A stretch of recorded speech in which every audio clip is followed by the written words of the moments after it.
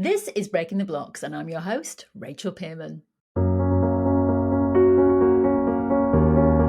We see in our court system, we see in the tabloid played out celebrity relationships. If you do not fit the mould of a perfect victim, society says, did she bring that on herself?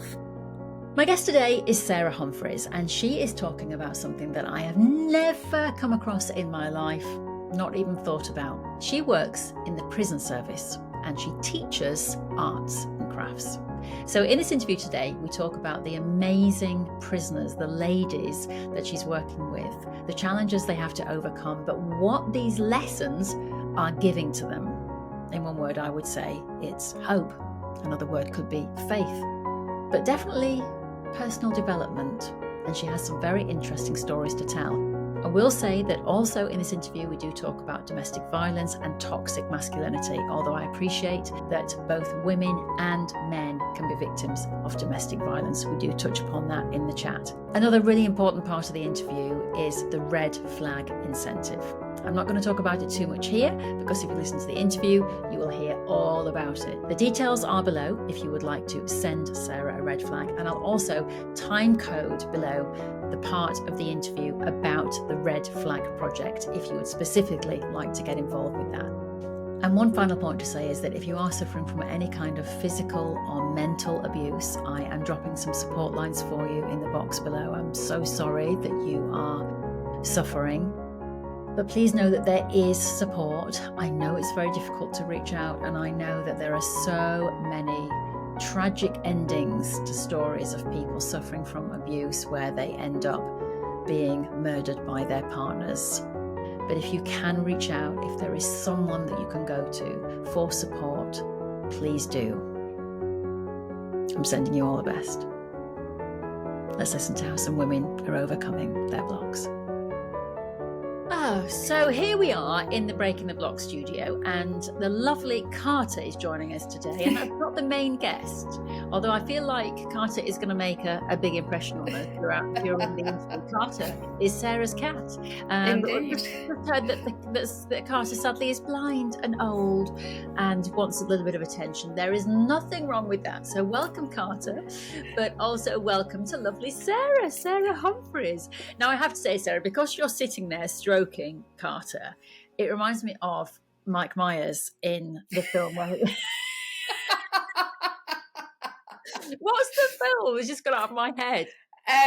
Yes, that film where he's sat there stroking his cat. And it's like this. Yeah, that's it. Yeah. Austin Powers, there you go. Yeah, groovy. Well, that's what it looks like at the moment. If you're not watching on YouTube, you'll have to go over and have a look if you want to see the effect. But anyway, lovely Sarah is joining us. This is the kind of show that we have, though, where you can bring your cat if you want, and you can sit there if that makes you feel more comfortable and makes Carter more comfortable, then we're all happy. So anyway, here we are, lovely Sarah. Thank you so much for joining us today in the studio. Thank you for inviting me. You're very welcome. I love it when my guests come on and they tell me something and I think, oh, that's something I haven't covered before in this show. And you and I, Sarah, were talking obviously about Crafty Monkeys and working together with you as a quilter, which hopefully will happen at some point, some way in the future. You work in the criminal justice sector in the system. You're actually an adult educator. But what's interesting is that you're bringing your quilting and your love of fabric and making into that sector. You work in a female prison. That's right, isn't it? That's right, yeah. Yes. So obviously we're not going to give away specific details in this interview today and, tell deeply personal stories, but I am hoping that you can give us a little idea of what it is like to work in that sort of environment and how your lovely quilts and creations and your creative expression with these ladies is helping them. Because as we know in life, we all make mistakes. We all have to learn from our mistakes. A lot of mistakes are made because we've suffered from trauma. And I'm sure that your people that you're working with, your ladies, the women in the prison, have mostly been through terrible trauma in their life and have ended up in a difficult situation. So lots of empathy in that way. But let's go back to you, Sarah, and your creative beginnings and where it started for you, because you did say to me that you also started quilting because of a difficult start in your life or a difficult period. I grew up in a family who all crafted. The worst thing you could say to my mother was that you were bored. She couldn't bear it, because we had books, we had crafts, we had a very fortunate childhood. So I had all of these things, and we dabbled with all sorts of crafts. And we lived in West Yorkshire, and I grew up in West Yorkshire. And then my father wasn't a miner, but he did work for the coal board. He lost his job in the late 80s, early 90s. The decision was made that the family was going to move to Nottingham, where my father was able to work. As an adult, I totally understand that decision. But as a 12-year-old who had done 2 terms at high school and then was moved to an entirely different place, I had this weird Yorkshire accent. I used words that nobody else used. I didn't know the slang in Nottingham. I didn't know the fashions in Nottingham. And I come into it was the first year of secondary school, but the 3rd term, everybody's got their friend, everybody's got the person they sit next to. And it was awful. It was just, I don't even know the word. I was safe, my family was safe, but at that age, it's all about friendships, it's all about what's going on for you in school. As women so often do, my mother felt so guilty, so she's going to work, and yet obviously they've made the decisions for the right reasons. So this went on for a while, and my mother, being crafty, thought, I've got to get out at least one night a month just to do something different and for her mental well-being. So she was a trained embroiderer, and she thought, I'll find an embroidery group. Couldn't find that, but did find a quilt making group and thought it's got to be similar. So she started going to this group, and it wasn't very long before there was a quilter giving a talk on a feminist piece of work that she'd done. And I am, and always have been, strongly feminist. And she said, come and listen to this talk. I think you will enjoy it. So I went to hear the talk and absolutely fell in love with the quilts, the women who were there, the community. There I am, this 12-year-old, angry, down teenager. And I just found this group who was so welcoming, so non-judgmental, and it just felt like the right thing. It felt like what I wanted to do. So I very quickly decided I was going to make my first quilt. And these women brought me bags and bags and bags of fabric to help me with that first quilt. And I'm late 40s, and I've never, ever looked back. I've been quilting since then. Amazing. How do you think that changed you, that experience? Because obviously you said, yes, it was difficult. You're moving your peer group, etc., but then your mum got you into the quilting. But did that isolation and loneliness sort of continue, or were you able through that group to find your identity again? I mean, I know you were very young and it's a lot, quite some time ago, but I think what it did do, it made me, like you say, that identity, and I am fascinated by identity. I was always going to be weird in some people's eyes. I was a 15-year-old who made quilts. I had all of those things, and I think I learned that while, yes, you care what people think, that there's a lot of joy to be found in just following your own path, regardless of what people think. It's easy to be cynical, and it's easy to be dismissive of people who are passionate about anything, whatever their hobby is. And I think I learned quite early on that the people who are dismissing those of us who have a passion, they're really the ones that are missing out. I also think, as an adult, I hate cliquiness. I hate people bullying people. I hate people leaving people out. And that's always been a big driver for me in any group I'm in. And I have found, and I know not everybody will get the same experience, but I have found in the quilting world that the vast majority of people want to welcome other people in. It's really interesting, I think, that there are sort of roadmaps along the way, aren't there, in our life? There are signposts. And, with you, It's quite amazing that your signpost was very big, bold, and large at age 12 because it went Absolutely. female community working Yeah. together with the crafting, as you say, empowering each other. And that's where you've ended up in your job. So it's quite amazing that you stumbled across it at age 12 because it takes most people years and years and years. But I do think you're right. I think a lot of people who pull other people down or criticize them. I was listening to something the other day, actually, and somebody was saying exactly that. That when you say, for example, you painted a picture and someone goes, "Oh, I wouldn't have used yellow there," Mm, and you turn around and go, "Do you paint?" No. yeah. People who don't do are often the ones who tell you how you should do. And Mm, it's because they have not found that thing within themselves. They're lacking something in themselves. yeah. And then they pull it apart in people who have found themselves because you hold a mirror up to people, don't you? And people find it infuriating and you're reflecting back to someone what they haven't got in themselves. And so that's where I think a lot of those comments come from. And what's stemming from that, of course, is it's pain. It's pain underneath. Absolutely. You know, Absolutely. you have to heal that pain. There are going to be people who will look at you and not like you just by the way Mm, you look. There'll be people who will look at you, give you a chance, listen to you, and still not like you. But yeah. you just have to let those people go. You find your tribe, and when you find your tribe, I absolutely agree. I have found some of the most incredible women I've ever met since I've been running my company and having all these faces flooding into the Zoom classes every week and the retreats and things like that. So let's now talk about your work that you're doing at the moment. I haven't met anybody who certainly worked within a female prison. How did you get involved with that? Did you just answer a job advert or was it something that you really wanted to do? Neither. And I've heard you say to people, you kind of find your path. And I am not a person with life ambitions. I go from one thing I find interesting and rewarding to the next. So after I had done my university degree, I trained as an administrator, admin manager, and I did a job for the local council doing that. And then a promotion came, or what would have been a promotion came up, and it was for the probation service. It's one of those worlds where when people find out that you work in it, you get so many questions because I think if you've never known anybody who has even been to court for something or has been arrested, then it feels like a very other world. I don't think I'd ever thought about it, but you suddenly go, I'm enjoying this. This is really good fun. I am meeting people who I would never normally meet. And I believe you can learn from anyone. And I was just learning about how different some people's lives are, how different some people's worlds are.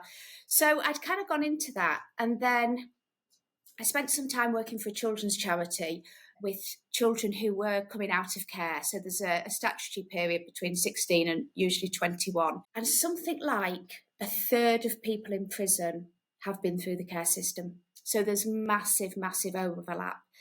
And with this project, again, I was doing administration. The young people who we saw most were the ones who were facing the biggest challenges. The project I worked on was really positive, and I wanted to do something positive, but I knew I wanted to do something with people in the criminal justice system. And then I saw this advert for teaching in prisons, and that felt like the right thing. I knew I didn't want to be uniformed staff. I didn't want to be dealing with sentencing or, any of that front end stuff. But teaching, I saw it. I thought, yeah, that's the next thing. At that time, this is 18 years ago, maybe. I started working in men's prisons. I did my teacher training as an adult educator, and I taught all sorts. I've taught maths. I've taught English quite badly, and I just loved it. I loved the interaction with people. Sometimes prisons are the most bizarre environment. The smallest things are hysterically funny. You deal with great tragedy, but you deal with great kindness as well. You deal with the unexpected all of the time. And I truly believe that every one of us who works in a prison is privileged because we meet the widest range of people, much more so than I think people do, probably in hospitals, in the health service. But generally, our lives can end up kind of quite limited to people who are like us. And yeah, prisons, they either suit you or they don't. I think sometimes you have staff start, they last a week and they say, this is not for me. But I knew that this was what made me happy. About 3 years ago now, I saw this advert for a vocational instructor, which is my job title, working in a women's prison and delivering basically kind of life skills, but through the medium of art and craft. And it just felt like the right thing. Do you know, I've just had a thought there. Well, one thing that we all need as quilters are scissors. Yeah. So are you allowed to use things like that? Yes, so everything's very carefully controlled. So scissors, any tools within a prison setting are catalogued. We know exactly what we've got. They're locked away in a cabinet in my craft room, classroom. At the beginning and end of every session, I have to make sure they're there. I have to sign to make sure that they're there. But within the classroom setting, and this often worries people who can't imagine it, within the classroom setting, yes, everybody will have scissors, might have a rotary cutter out, will have needles out. My women value what they are able to do so much that I cannot imagine 99.9% of them would ever do anything to put this offer in jeopardy. So they are very respectful, right down to they all know there's one cabinet for paper scissors and one cabinet for fabric scissors, and the only time they'll see me panic is if I see somebody cutting paper with my fabric scissors. And I go, and everybody looks and they all know what I mean. But they monitor that for me. So if I've got someone in who's a bit newer, somebody will say, just don't cut paper with those. Yeah. They're very, very respectful of the opportunity and what we have available. Where it is more difficult is when you're in prison, you have a huge amount of time with not a huge amount to do. So I have one lady who loves cross-stitching, and she'll cross-stitch when she's behind a door, but she has to cut her threads with nail clippers because she can't have scissors. You know, a lot of people cut their fringes with nail clippers because you can't have scissors. So that's that. You know, in a workshop setting, it's very controllable. Outside of that, unfortunately, even though women are learning these great skills that can be a really positive use of their leisure time, they're not able to have the resources while they're in prison to do everything that they'd like to do. So these ladies, right? So I'm now visualizing this lady, you know, been locked into her cell and she's doing her cross stitch, and already there are lots of images going through my head, and I feel like they're all a dichotomy because this is something you don't imagine to hear. But Can I ask you, what sort of crimes are these people in prison for? Is it a range? Or is this kind of like one of those, almost like, what are they called? Those not free prisons, but you know, where it's open, an open prison. I mean, what are some of the sort of, you know, crimes that these people have committed? When we look at the prison population in the UK, less than 5% of the prison population is women. So the system is very much set up for male prisoners. So we've got 100 and something, 109, maybe 110 prisons. I will probably be wrong on that, but it is just over the 100 mark. About 100 of those are men's prisons. So the male estate is very much more separated by length of sentence and risk levels and so on. So you have high security through to open and various things in between. Because there are so few women in prison, normally less than 5,000, prisons have to be much more adaptable to a wider range of situations. So for women, we only have open or closed. So an open prison is one where women may go out to work. They may start to do some resettlement activities, overnights with family, for example. So I'm in a closed prison. So that is all other female offenders who have been sentenced to a custodial sentence or have been remanded into custody. So it could be that they're there for 2 weeks for shoplifting. It could be that they're there for 30 years for a very violent crime, or anything in between. A huge number of women are in for very short sentences. A huge number are in for non-violent offences, low level but persistent offending. So you're often talking about shoplifting, more minor drug offences and fraud, things like that. So the majority of the female population is at that end of things, but we do also have people who are on long sentences who've committed violent offences, but that is the minority. You've worked with some of those people who have committed serious offences and they're in for many, many years. First of all, do people have to come to your classes or can they choose? With my classroom, it's entirely voluntary to sign up for it. If you have signed up for it, you're expected to attend, because otherwise that place could have gone to somebody else.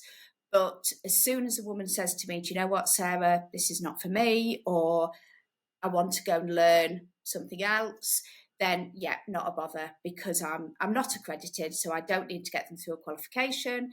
There's not a minimum amount of time. What percentage stay with you, do you think? Over 95%. The main barriers to coming to my class are mental health concerns. So people who are dealing with such high levels of anxiety or depression that getting anywhere and being with people seems too much. The less you have, and I think this is a lesson for us all, the less you have, the more resourceful and creative you are. So I have found female prisoners to be so kind and supportive of one another, and they totally recognise that small things have a massive impact. So they love to make each other birthday cards, or, you know, sorry you're having a bad time of it. But so people love that. A lot of the women perhaps can knit or crochet. Sometimes that's because they've done a number of prison sentences and they've learnt it along the way. Cross stitch is popular with some. Colouring, puzzles, kind of that mindful stuff, that's very popular. And just that time and space to try things and develop things, yeah, is huge. So the creativity is there. The enjoyment for creating is there.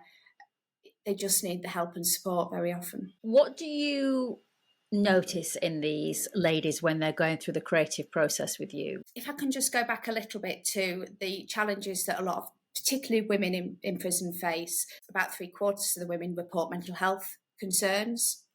We have about 40% who have substance misuse problems, abuse and trauma. Most of the women I work with have got trauma in their childhood or formative years. As I said, about 1/3 have spent time in the care system.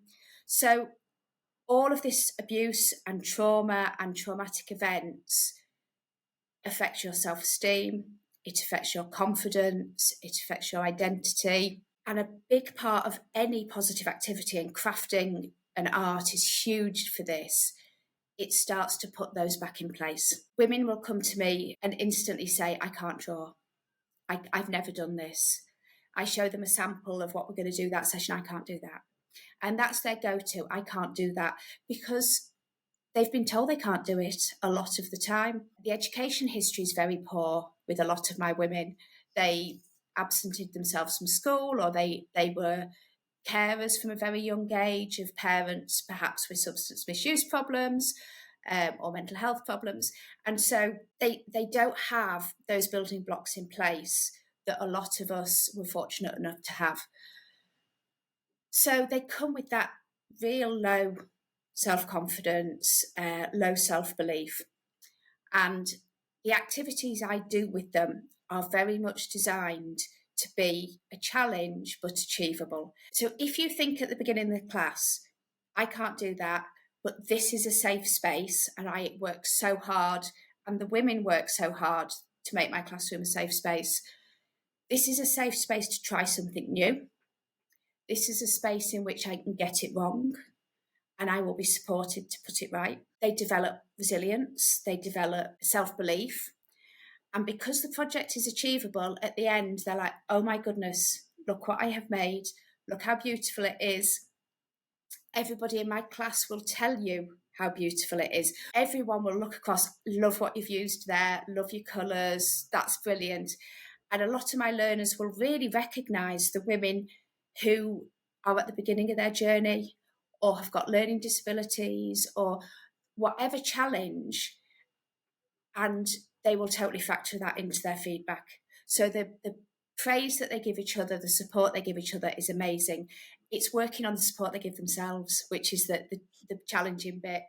But they learn to take pride in what they've done. They learn to try things that feel a bit scary. They learn to persevere, even if it looks like something's going wrong. The number of times I say, okay, take 5 minutes, just few deep breaths, nothing really bad can happen. It's only fabric or it's only paper, but none of us like getting it wrong. A big part of what we have going on in my class, it is at the far end of the establishment. So it's one of the quietest areas anyway. And the women so value it. Prisons are really noisy places. Having hundreds of people in any establishment makes it noisy. So to be able to come somewhere where sometimes there's silence, where people move a little bit more slower, where people aren't shouting just because of distance. We all sit around one table, and that's a safety thing. A lot of people struggle with having people behind them or not being able to see what's going on because you are hypervigilant in prison. So we can all relax. I have a lovely big light room. I have a settee. So if you need time out, you can go and sit there, and then you're still in the group, but you're just physically showing that you need some time. I have quilts in there. The women know they can wrap themselves up in the quilts. I have an array of soft toys, many of which have been made and donated by the women. You know, the self-soothing of giving one of my dinosaurs a cuddle, or I've got a furry spider, which people have a bit of a love-hate relationship with, but it's that tactile. Prisons are short of sensory things. All the surfaces are hard, walls, bars, gates. The women are very aware of scent because the smells of food and cleaning equipment and so on is the dominating thing. And they come into class and they appreciate just if I've put perfume on because it's a different smell. So everything in my class is set up to be a different sensory experience, and that women can access that as they need to. And just you see people come down, you see people relax, and very quickly they give that to other people. Wow. I mean, there are so many important things to think about in what you just said, because I think we all have this image. You know, I remember my mum used to watch that program years ago from Australia, Cell Block H, was it, or something? Yeah. So you imagine that all these women are just going to be at each other all the time. And yet now you've got this group of really supportive women. But I absolutely love what you say. And I really think that yours is such a strong example of what we're all trying to say, anybody who's creative, to the regular everyday audience that we're dealing with when we talk about how good creativity is for our mental health. Because we all say it's good for your mental health, and you can almost, it's like a meditative practice and it gives you confidence. But for these ladies, as you say, it really does show you how important that is and how right we are when we say that, because they haven't had those foundations, they haven't had those building blocks. And so this is it's giving that back to them. And that's fantastic, because that is worth so much more than a qualification in maths or English, I personally feel, because when they come out, they might be qualified in something, but who's going to give them a chance anyway? They're not going to walk into the city and start working in a finance department because they've just got GCSE maths in prison. So I feel like giving these ladies this inner confidence and this self-belief. I love it when you say that, they look at something and go, I can't do that. And you go, yes, you can, and you will. And then they do, and they go, I did that. And it's that support from the ladies. It's that praise that they get. It's such important things that we have, hopefully, as children. And as you say, a lot of people have been through the care system. And it's so important to realize that, people are in prisons. As you said, the majority of cases, yes, there are cases where I think people are probably just born with a brain that does not function like the rest of us, and they have no empathy and sympathy and no care about human life, and go off and commit horrendous, atrocious crimes. But there are a lot of people in prison who have had dreadful starts to their life and just see no other way out other than to commit crimes, to either physically support themselves, feed themselves, or just filled with rage, quite frankly. Yeah. This has happened to them. Why did this happen to them when they were children? and then these crimes are committed. It's something we talk about a lot, which is that you can be both a victim and a perpetrator. We are never saying that what people have done is okay. If we can understand it, we can start to do something about it. Do you have any stories you can share or anything that comes to mind about a particular act of kindness? Another one would be the transformation in someone. And then anything that has really moved you. One story I love, and it's a small thing, but I think it shows what we do. I taught a lady on maybe 2 of her sentences who similar age to me, and she was a professional shoplifter. She would totally own that, and she accepted prison as one of the byproducts of her career choice, perhaps. So she'd been in and out of prison 20 plus times over her life. And she was amazing in my class, because when I would get much younger women who were struggling, she would just tell them how it was. She was not mean, she was not aggressive, but she would just turn to them and go, that's enough now. You need to stop doing that. You need to stop saying whatever behaviour they were exhibiting. And they loved her. They absolutely adored her because she felt so safe, because they knew where they were with her. And she faced some massive personal tragedy herself. And when she left, the last time she left, so a lot of the women keep in touch, I got a message a few weeks later through one of her friends to let me know that she was still painting. She'd found she loved watercolour painting. So she was still doing that, which is a great positive use of her time. And the second part of the message was, tell Sarah I bought the paints myself. And it's that shift in identity, because she would not have dreamt of paying money for something she could steal, even 6 months before. But she had developed this identity as an artist and as a watercolour artist, and part of that identity was clearly that she bought the paints herself. And I think it sounds tiny, but it's such a shift in how we view ourselves. And the fact that she wrote that to you as well. Yeah. The fact that she wrote that and tell her I bought those paints myself really moved me. It's really moved me. Yeah, I love it. It's the gratitude. And I know, again, you talk about gratitude. I think if I had had some of the experiences and traumas these women have, I would be a lot angrier than they are.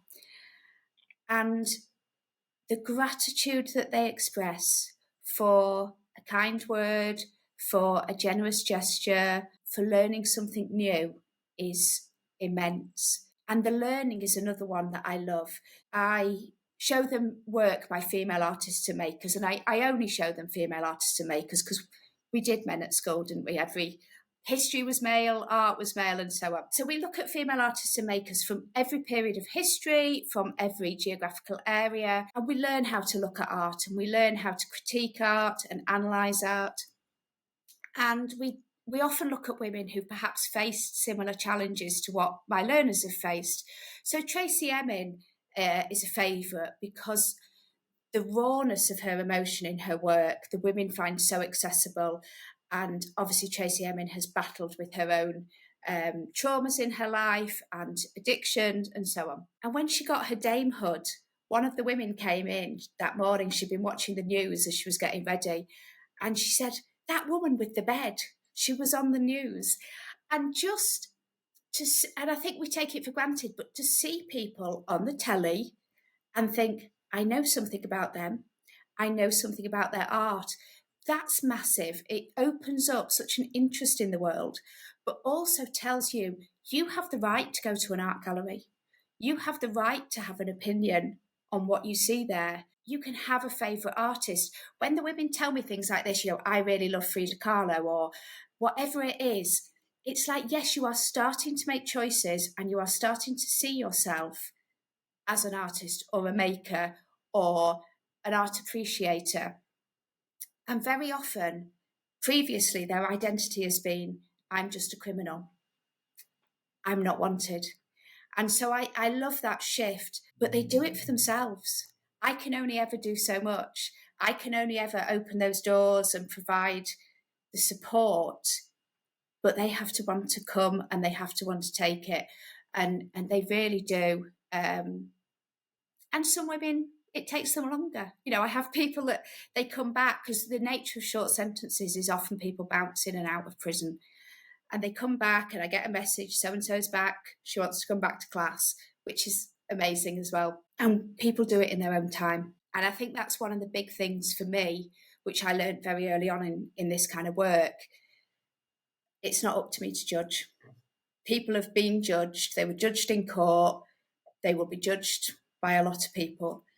But those of us who work in the criminal justice system, we're not there to judge. We are there to support, to help, yes, to follow the rules and make sure that people follow the rules, make sure people are safe.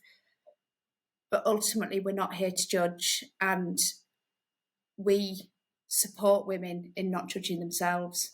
They can want to make changes without saying, I'm a bad person. They can say, I've made the wrong choices, I may have hurt people, but that doesn't have to be all that I am or who I am. I can make different choices. Yeah. And this is years and years and years of struggles for them. They've actually been punished probably as little children. You know, they were probably told from being little that you don't go to art galleries. People like us don't go to art galleries, or you don't, you know, you're not intelligent enough. You're stupid. You're ugly. You're worthless. You know, these are all sorts of things that they will have been told all through their lives. And so that's what they believe. And this is why it's so important, the work you're doing, to turn around and go, no, that's not right. That's not who you are. You can be something else. So it's really, really important. I'm really moved by that story still of that lady saying, and I bought them myself. That's just so lovely. Pat on the back to her and massive Absolutely. hugs, whoever she is. Oh, it's just amazing. It's on the flip side. I mean, I don't want to go there really, but on the flip side, is there anybody who you saw had this potential or was on the verge of a breakthrough and just couldn't make it?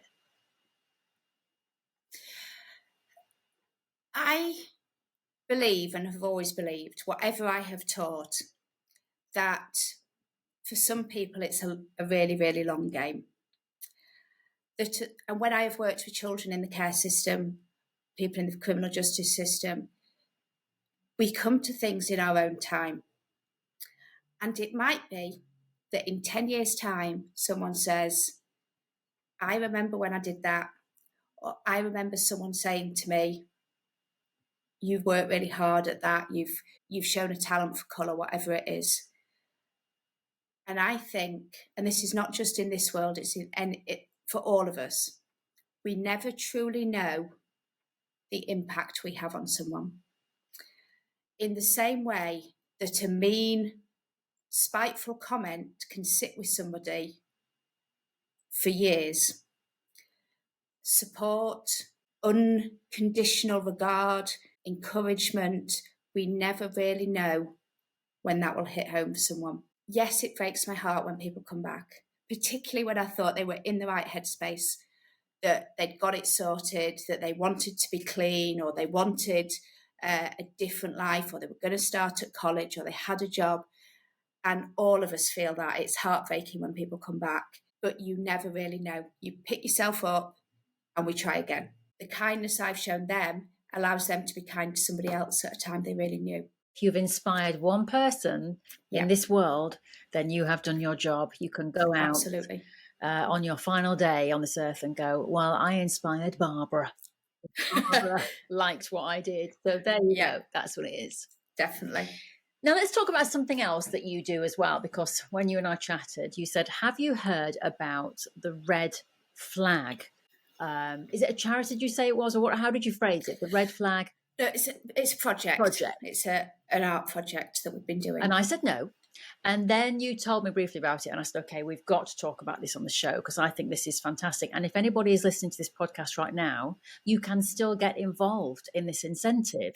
And of course, it ties into your prisoners who will have, many of them suffered from an early, from abuse early on in their lives or in their relationships. So tell me what the Red Flag incentive is. Okay, so York St John University, there is a drama lecturer there who has worked in a prison partnership for many, many years now. And she does various drama initiatives with the women in prison. And there's different emphasis, but through that, there's a wider network of creative people who've been involved. So last year, the women got to see a short film. It was directed by Phyllida Lloyd of Mamma Mia fame, and Phyllida came and worked with the women after they'd seen this film, and some of the students came and so on. There was a whole drama project going on around domestically violent relationships, which the film was about, and about safe homes for women and about fleeing domestic violence. A lot of women watched this film. Women in my classes did visual art related to the themes of the film. One of my groups made a quilt about safe homes and safe relationships, and two of my groups worked on red flags. So this is the notion of the red flag, the early warning signs in a relationship that there might be coercive or controlling elements. Now, I'm always very careful to say there is nothing at all to say that people should be responsible for spotting red flags. I think for a large range of reasons, women are, particularly women, I know it happens to men as well, but women are socialised to ignore red flags. We see it in films. I drive my friends mad with this. This is a bit of an aside. Beauty and the Beast. Her father put her into a castle to save his own life with an angry, violent individual. And she had to stop him being violent and angry through showing him kindness. That is not a good start to a relationship. But yet the Disney princess, she was lovely enough that he could be nice. And it's an extreme example, or some people tell me I'm being ridiculous, but women are told that we can help men, or we can stop them being jealous if we do or don't do certain things, and so on. So there's all the social stuff. And then a lot of the women who I work with have not had the role models when they were children of what a healthy, positive relationship looks like.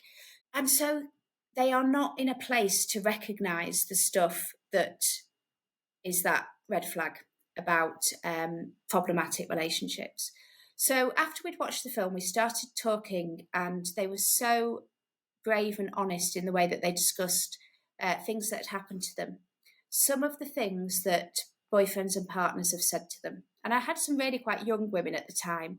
So not being allowed to wear makeup, critique of what you were wearing, critique of friends.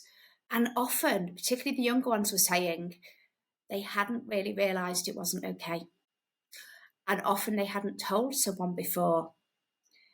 And a lot of these women want love and security and comfort, as we all do, but perhaps are not finding it in the right places.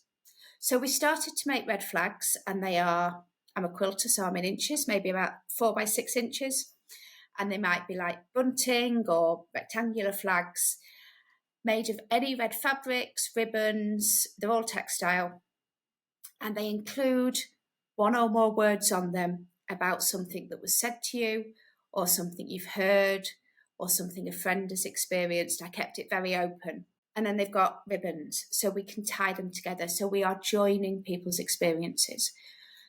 So I then went out to my community, my quilting and craft community, and said, would anybody like to contribute? And the responses I got were amazing.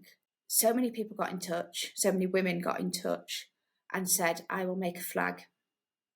And then they would tell me what had happened to them, perhaps 30 years ago, what they had seen happen to somebody, what was currently happening to their daughter, their niece, their neighbour. And they would put this on a flag. And some of them were quite detailed, or are quite detailed. Some of them are deliberately quite opaque. Some were sent to me anonymously. And they tie together because the experience is virtually universal. It's women who, to the outside world, seem sorted and with it, and they might be in an amazing relationship now. They may have been in that relationship for 20 or 30 years, but they still have experienced this in the past, or they have supported a female colleague who has gone through it. And I can remember saying this as a teenager, if someone hit me, I'd be gone. But it doesn't start with that. somebody's self-belief is so destroyed by the time physical violence starts that they don't know which way is up. They cannot envisage what they would have to do to leave that relationship. Notwithstanding, of course, that for a lot of women fleeing domestic violence, that is the most risky time. When people say, why don't they just leave? Women get killed for leaving. And it's universal, and it happens in every country. This is like my pipe dream, but, you know, putting it out there in the universe. The Turbine Hall at the Tate Modern, I would like to fill that with row after row of red flags to say, this is not okay. Women are going through this. Men are going through it as well. But, you know, the epidemic of violence against women and girls is huge, and we do not seem to be able to do anything about it. Every woman who is killed by a partner, ex-partner, father, brother, is presented in the news as if it's an isolated incident. And we are not doing our young men any favours if we are not giving them the resources to deal with their emotions, their feelings, in a way that doesn't involve hurting somebody else. So I've took them to a Labour Party event because it is a priority for the Labour government to address violence against women and girls. So in Leicestershire, each year, to coincide with the 16 Days of Activism against gender-based violence, they have an exhibition in a large shopping centre. So there is all sorts of art that has been made by survivors of domestic violence, by the children in families where that's experienced, and indeed by perpetrators who have gone through learning themselves. And I was invited to show the red flags there. And that's an amazing project because people who are experiencing controlling relationships or domestic abuse are sometimes tracked. They have to explain where they've been. And of course, you can go shopping. That feels like a safe activity. So the resource is there so that people can pop in and say, I need help, I need advice, I need support. They've just been handed over to the Woven Festival, which is in Kirklees, which celebrates the area's textile heritage. June, July, they will be on display. If anybody thinks, yep, that speaks to me, I want to make a flag, absolutely get in touch. I've got a post office box and people, I've got flags from other countries in Europe. I've got flags from America, so it's brilliant. And this is both testament to the amazing community of crafters that there are around the world, but also shows how problematic this issue is as well. Well, I will put all the details in the description box on YouTube and on the podcast host. So every platform will have the details of how to get a hold of it. Brilliant. If somebody wants to make 10 flags, can they make 10 flags? Absolutely. And in terms of phrases, because we might have some people in our community who have never experienced this, but think this is something I want to provide. And they could just maybe, write some sentences on there or research things that, if you typed into Google gaslighting phrases, well, there you go. There's some things. But that's what we'll do. We'll try and raise awareness, because I would love to stand there in the Turbine Gallery and see that wall of red flags. Because I personally, I've been through it myself, and also have been around people who have used those things. Oh, you're too sensitive. I was only joking. I didn't mean it. And it's those phrases, that's like you say, that's how it starts. Yep. It's those phrases where it begins, and it carries on and it builds and builds. And then, as you say, it starts to be, well, you're making me feel this way. And I remember doing therapy many, many, many years ago. And I remember my therapist saying to me, no one can make you feel anything. And I disagreed. I was like, what are you talking about? But they made me feel angry. And it's only, with years of kind of working on myself that I've realized, yeah, you're absolutely right. You're responsible, going back to the beast, you're responsible for your own feelings. You're responsible for controlling your emotions. You're responsible for dealing with your emotions. You're responsible for balancing yourself out. No one else is responsible for that. And no one else is there to rescue you or change you either. You can't change anyone. They have to change themselves and their behavior. And that's when, in those early days, that's when, if you can spot the red flags, you have to get out. If that behavior is not changing, because it's just going to escalate. But as you've said, it is so difficult, because don't forget that a lot of these people who are one day saying, you're making me jealous or whatever, the next day will be saying how wonderful you are and love bombing you. And that's Definitely. I once saw this written, that when you're dealing with someone who has got that sort of personality, those traits, the gaslighter, the manipulator, it's like you're at the slot machine and you keep putting money in and pulling, waiting for the payout. And then you get the payout and you go, oh, well, I'll probably get another payout. So you keep putting the money in, but then you lose and you lose and you lose and you lose. But then you want to win. So you keep going. And that's such a good analogy, because if the perpetrators were awful all the time, it would be easy, but they're not, and many of them are damaged. I believe that if you are physically violent, you yourself are very insecure and and have a low self-worth, and you're angry about something. A good relationship, you elevate each other. You can't change somebody's feelings, but you can want to be better because you're with that person. Yes, I absolutely agree. You have to have something going on for you if you want to do that to somebody else. If you want to hurt somebody else. If you want to hurt people and you get pleasure from hurting other people, you are a deeply hurt person yourself, because you're projecting your pain onto other people. You want people to feel how you feel inside. You feel worthless. You feel helpless. And it's quite often the case that this starts by this person being attracted. It's like narcissist, attracted to someone who is full of confidence and life and personality and has great friends and a great life. And this narcissist probably wants to aspire to be like that person, but then realizes that it can't be like that person because they're so damaged. So what they do is they bring that person down to their level. Yeah. Every time somebody shares their experience, it says this is something that should be talked about. It's not something to be ashamed of. I think that's another problem we have, and particularly for the women I work with as well. We are not perfect victims. Somebody who is sweet and innocent looking and never did anything wrong in their life, we can go with them being a victim, but we see in our court system, we see in the tabloid played out celebrity relationships, if you do not fit the mold of a perfect victim, society says, did she bring that on herself? Did she wind him up? Did she make him jealous? And it's very hard to untangle when, yes, she might be doing not great stuff, but he's doing not great stuff as well.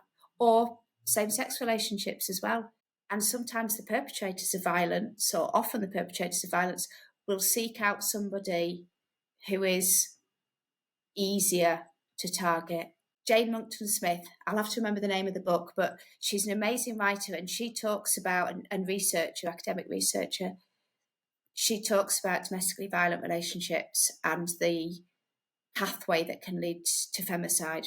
And she says that we probably massively underestimate the number of women who are killed in relationships because some of them are made to look like accidents, drug overdoses, and so on. Because if you are not a perfect victim, people are more likely to believe, oh, well, she got drunk and fell down the stairs, or she overdosed, and that some perpetrators of femicide will do that. I don't think there's an excuse for physical violence, ever. There's not. And I think the other difference is the after effects of that. Is it blame? Is it tearful apologies, it'll never happen again? Or is it a proper adult looking at what happened there and how is it not going to happen again? And as I say, it's a conversation, isn't it? It's not tearful begging of this will never happen again. I promise doesn't do anything. Is there any flag that you've received with a phrase that has made you go? There's one with a ghost on, and it's somebody's mother, And she says, my daughter became a shadow of her former self. I think this is the other thing that sometimes we don't fully appreciate. It's hell for the person who's living it, but equally it's hell for the people around them that can see it, possibly more than that person can see it, who cannot say too much because the perpetrator knows how to isolate their victim, who is watching, in this woman's case, and she contacted me anonymously, is watching her bright, bubbly daughter become a shadow of her former self. And she wrote this letter to me, and I sat and cried because it was so raw, because it's happening now. And as I said at the beginning, the ability mothers have to feel guilty, to feel that they should have done something different, and to watch someone you love be torn apart by another person. That one, when it came, was amazingly powerful, amazingly moving. But every single one, and every woman who has spoken to me or emailed me or written to me and shared something about herself, and some of them, people I've never met in my life or I've met through this project, is amazing. And I think women, again, it's this theme through this discussion, the support women offer each other even when they are struggling is mind-blowing. Absolutely. And then, of course, the other case that is so shocking is the Chanel Pellicot case in France, where so many men have perpetrated abuse, and she is possibly the bravest woman I have ever come across in my life. And that expression, I can't speak French, but in English, shame must change sides. It is not for a victim of violence or sexual abuse to be ashamed. It is for the perpetrator. And I never ceased to be horrified at what she had gone through, but amazed at the strength that she could use that to help other people. Yeah, and that she came out in public and, said this had happened to her.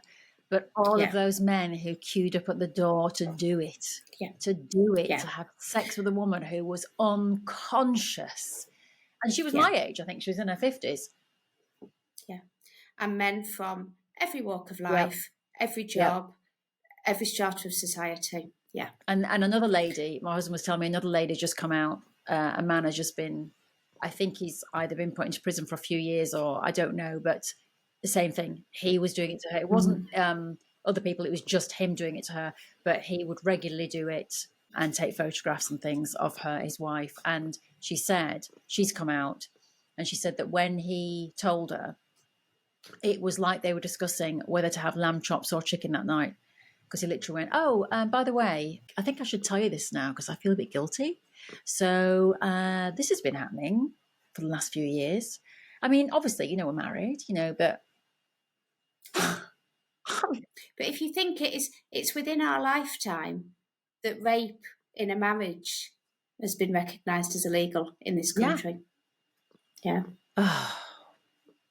Well, something has to change. And all I can say is that, you're doing amazing things in the world, Sarah, with the red flag incentive. Let's try and get that going. Visualize us both standing there. Not that I'll have had a lot to do with it, but I'm going to be there. Oh, but you'll be more than welcome. I'll be in the crowd. I'll be in the crowd going, yeah, come on, Sarah. But yeah, let's try and get that going. But also just the fact that you are helping those women with your creative classes to have recovered from maybe some of the things that we're talking about. You are doing good. And as you've said, the ripples are that if those women haven't had children yet and they have children, they will perhaps treat their children in a different way, maybe sit and craft with them. And as we say, if we can just help 1, 2, 3, and it's down the generations, because if that can change that generational curse, and then you're helping the next generations and the next long after you've gone, you might have helped hundreds of people. So thank you. That's so kind. That's the way you have to look at it. Maybe thousands. So yeah. Thank you. Amazing. Listen, thank you so much. Is there anything else that you'd like to say today in the before we finish? I think the other thing that because I jotted some bits down, the other thing I wanted to say was how much I have learned from what I've done. Spending time in my classroom, crafting, I'm very much in the moment in a way that I'm not anywhere else. Because you can't have a mobile phone when you're working in a prison. So you're not distracted. So I love that. I've learned that. I learn about honesty, about compassion from these women. And I know that I'm not always the expert. There's always a power differential in situations like that. But I'm not always the expert, and I relish that. And women make choices about their crafting, and I think, oh, I wouldn't do that. But I am there to support, and then I see what they've made, and they're so right. It was so much more amazing than I thought it was going to be. So yeah, I am so grateful that I get to do what I do. And also I get an amazing amount of donations. Another, joy of the crafting community. People who know me give me fabric and wool and art materials that they've no longer got any use for. And there's an amazing support out there from women for other women. And I'm grateful to all of them as well, because it means a lot to the women I work with that other people care about them, that other people want them to enjoy their crafting, that other people want them to have nice things. Because it's easy when you're in prison to think that nobody cares, that you've forgotten. And every single person who sends a message of support or donates things or admires their work is, everybody contributes. It's a communal effort. And I will mention as well, if people don't know about it, Koestler, Koestler. Koestler is a charity for people who are making art in prisons, in secure hospitals and so on. And they do amazing work, and they have exhibition one every year at South Bank, and then so they've recently had one at the Baltic in Gateshead. And again, just showing everybody that the art being made in prisons and other secure settings is amazing, is such a good thing. And I love that charity. So it might be worth putting a link into them as well. Yes. And there is a Netflix documentary that's just come out, isn't there, about quilters in prison, which is... Yeah, is it today? Is it? I don't know. Do you know, I've got a friend who's got contact with Netflix, and about 2 years ago I said, we need to do a documentary about quilting, and now it's helping people. I didn't say prisons, but I said how it's helping people and their mental health. And they were like, what? Isn't it just like old ladies with little granny squares? And I went, no. I said, and then I couldn't believe it when I opened my phone, it said, quilters on Netflix. But yeah, it is such an important thing. Okay, that's wonderful. So do you have a motto? It is, what's the worst that can happen? Now, obviously, we've talked about all sorts of horrendous things that can happen. And people say to me, it could go wrong. And I'm like, yes, and then what? And there's not an answer. So I would say try stuff. It'll be fine. And you know, I would add to yours and say, what's the worst that can happen? It can go wrong. But that's when you learn. So it will go right. So good addition. Yeah, there's what is the worst that can happen? Nothing, apart from, as you said, we can't say quite the seriousness of what we talked about, but we're talking about, as you say, if you're frightened to go to the gym because people look at you, let them throw shade at you.